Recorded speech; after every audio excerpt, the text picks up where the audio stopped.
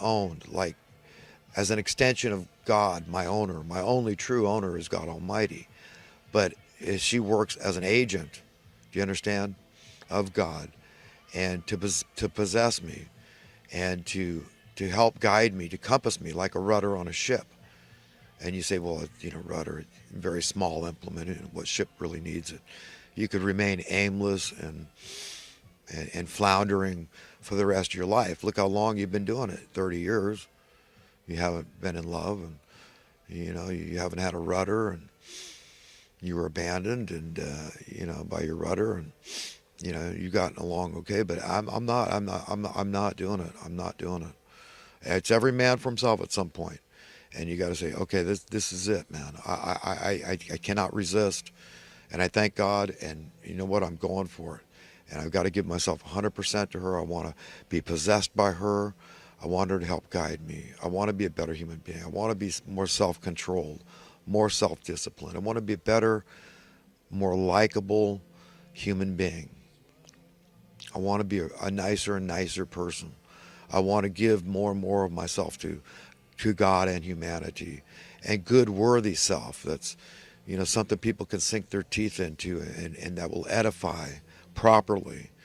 And myself, and I know my own happiness will go up. So the more selfless I can be, the more comes back to me. So really, at the end of the day, I'm a selfish person like everybody else. I just want to be happy.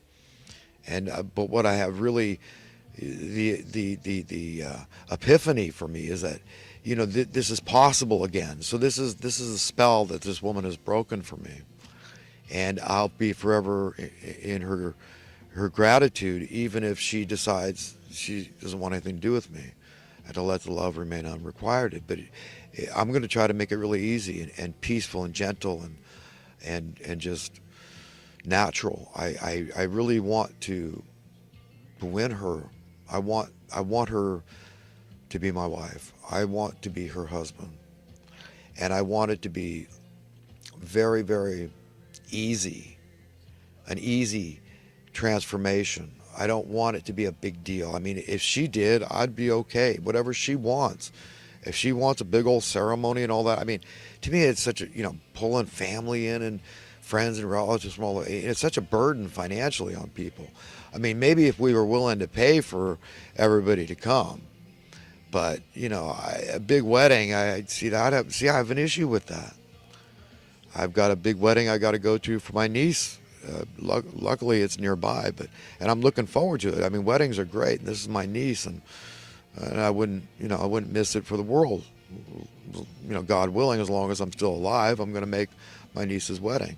But for all these people that are going to be there, I mean, for a lot of these people, it's a financial hardship. Taking time off work and the expenditures, the travel, and everything else. But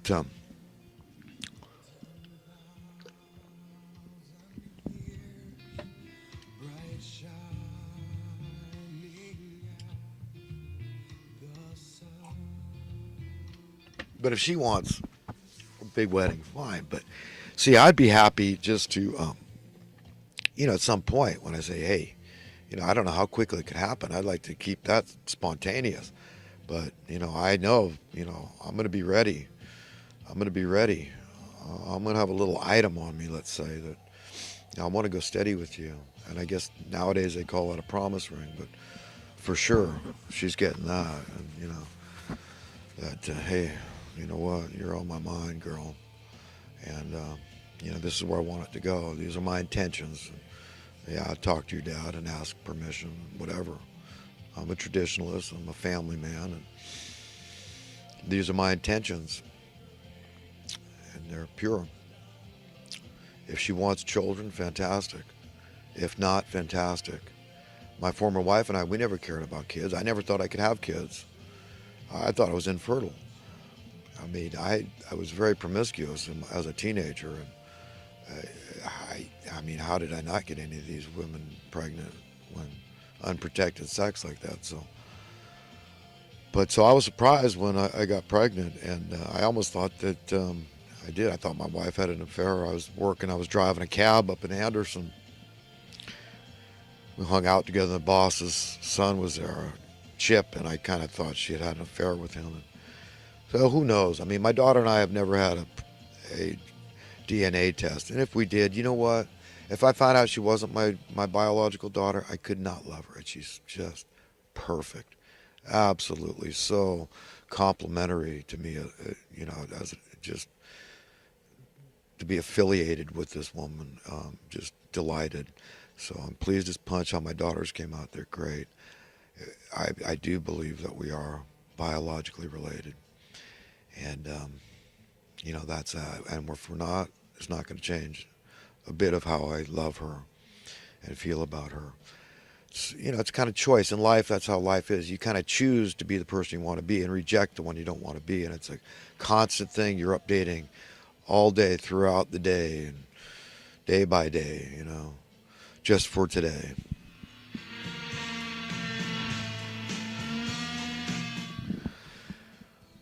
Wow. So anyhow, I can't get this love thing off my mind, can I?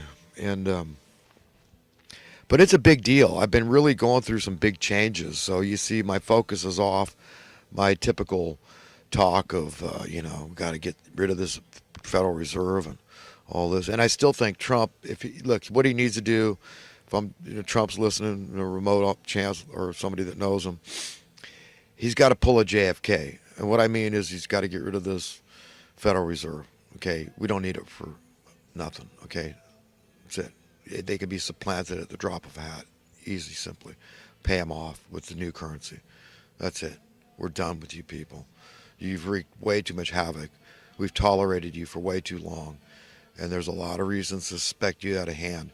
There's some of your black hat minions in that assassination of JFK. Okay, and it's time to close a chapter in American history. Okay, and with God's finger, the finger of God. No man can turn this ship of fools around, but it is God that allows it at a certain time in history, and that's the only way that Trump's going to turn this ship of fools around, by the finger of God, and that's how dramatic it's got. That's it, man. It's just time, Trump. End them. You're not going to get assassinated. The history is different now. 56 years, 55 and a half years later, whatever. No, it's different era. So, yeah, get rid of the Fed. Get rid of the Fed, Trump. So, anyhow, I was just thinking about this being in love business and how important it is, and how I've gone 30 years without it, and what I've missed, and how it has probably stunted my emotional growth.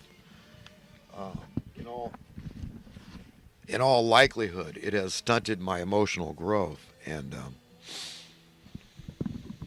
I don't care so much about the financial thing because, like I said, I'm a smart guy and I can learn whatever I put my mind to. I can learn calculus and engineering, and all of us can. When you think about it, you can learn whatever the heck you put your mind to. God gave us an incredible wherewithal, capacity to learn whatever we want. We can all be rocket scientists. Okay, it's as simple as tapping God, help me to learn this thing, to concentrate, to, just stills my mind so I can understand this and grasp it. Okay, because if this person grasps it, that means that I can grasp it. We've got brains that you created, and I can learn whatever this human can learn. It's as simple as that.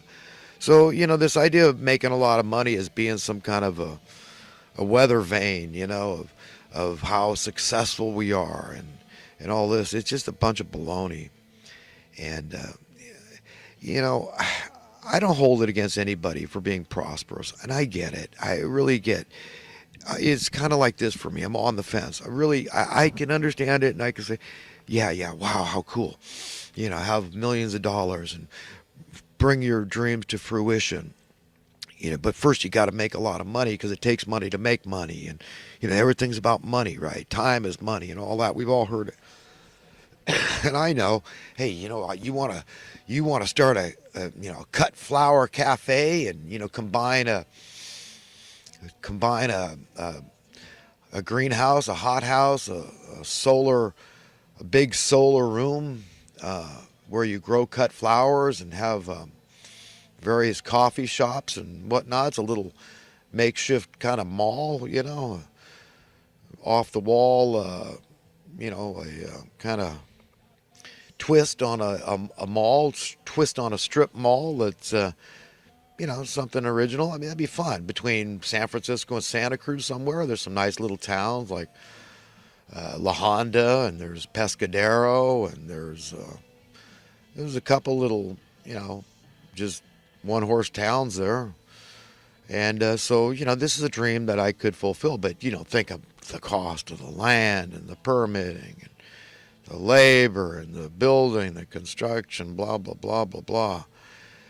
And, so it's daunting financially. And you realize, oh, my God, it's going to cost millions of bucks to do something like that, to set it up. And will it even succeed? So it's, a gamble. But that's just one of many dreams that I have. But I don't let go of any of my dreams, and I think we should all have our own dreams and dream as big as you want, and just remember that nobody could take your dreams from you. You can only surrender them. But I recommend you keep them, and if you don't get to fulfill them this time around, I mean, hey, don't stress out.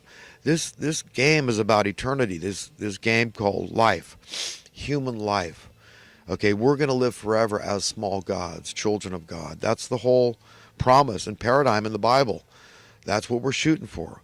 God can't lie, and that's what he's holding out to all of us if we're good, decent, upright human beings and try to follow his course as best we can. He'll lead us and guide us, and he'll bring us into still waters. But I personally, I probably sound different to a lot of people, and I am different. I'm freaking in love, and that's a big deal because it's been a long time. I've been in love with my wife, but I haven't toyed with it because I used to for years upon years. I used to spend time remembering how beautiful it was when, I'd be making love to her and looking in her eyes and just, I mean, I'm not, do I need to go into more? I mean, climaxing together and all. I mean, it was just so soulful and cosmic and beautiful that I was devoted to this woman.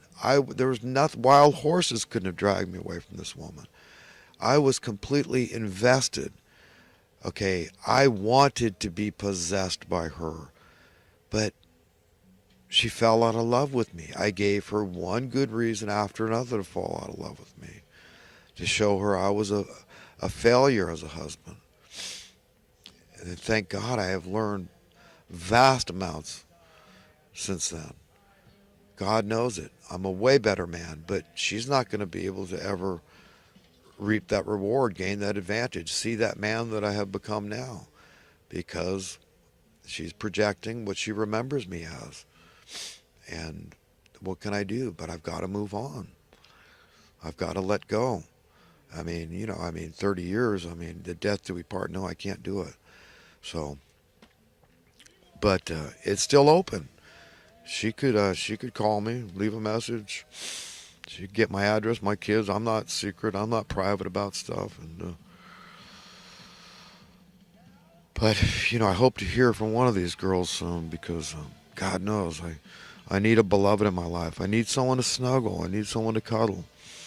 I need someone to listen to share. I want to talk. I want to know about you, sweetheart, Lauren. I want to know all about you and your family and everything. Your upbringing, your hobbies. I want to know. I'm interested. All I know is that you're perfect for me.